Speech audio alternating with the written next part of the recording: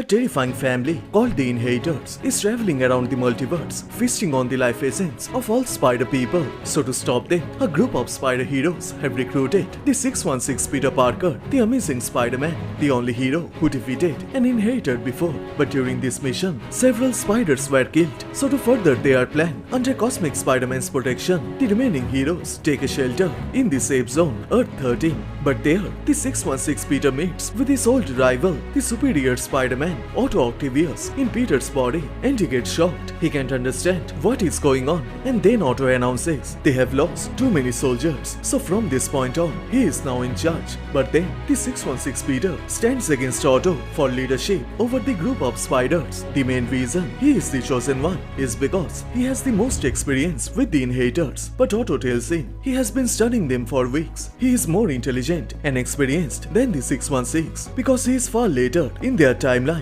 He further claims that his team were holding their own before Peter came and ruined everything. So Otto blames Peter for all the deaths of the spiders. So he asks him why he should leave. But in reply, Peter punches him in the face and it puts the two into a brutal fight. And the other spiders are placing baits on each of the two spiders. Peter can't believe that this is truly happening. Last year, Otto stole his life. He is still trying his best to repair all the damage he has done. But now he gets the chance to get his revenge for stealing his body. Mayday gets worried. She asks Cosmic Spider-Man to break up the fight, but he refuses as this fight must be resolved. But as the fight continues, Peter realizes this Otto is from the past, so he takes the advantage and he surrenders, challenges Otto to prove his greatness and kill him. But hearing this, Otto backs down as he feels it would also kill him as well. So Peter takes the chance and knocks him out with one single kick.